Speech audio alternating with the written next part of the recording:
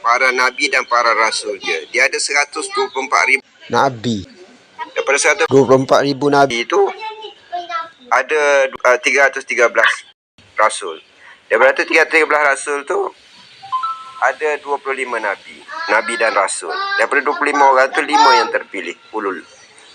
Daripada 5 tu satu ulul azmi. Daripada 5 tu satu yang ketua, satu dah Muhammad Rasulullah, yang mana kita kata maksum, yang terpilih, yang unggul lah, umur ruh. Jadi tak apa, kita seronok. Mudah-mudahan adik-beradik kita ni dapat memahami ilmu makrifah ni lah. Iyalah. Itulah yang sukarnya ni nak berjalan, nak duduk istiqamah tu yang sukarnya. Alis itu. Apabila duduk pada diri yang tidak ada, maknanya jangan duduk lagi pada syariat lah, duduk pada hakikat lah. Sedangkan syariat tu tak boleh tinggal. Syariat tu sebab kata orang bayang, dia buat macam biasa. Bayang tu bergerak macam biasa, tetapi bergerak dalam hakikat, bergerak dalam makrifat.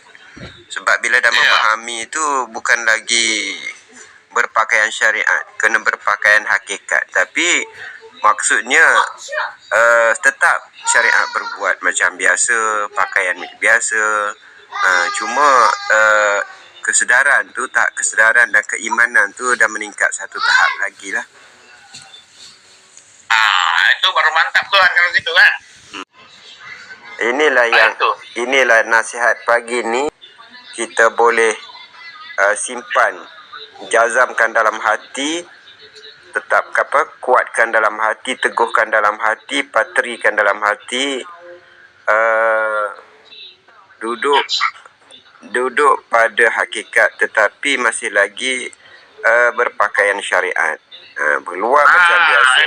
Hati kita dah pindah ke satu tingkat yang lebih imannya, tingkatkan iman tu duduk pada hakikat ataupun makrifat. Jadi tak boleh lah kalau zahir kita dalam keadaan makrifat, nanti dia orang jadi gila pula, sesat pula. Maknanya zahirnya masih berpakaian syariat, tapi itu bayang je. Bayang.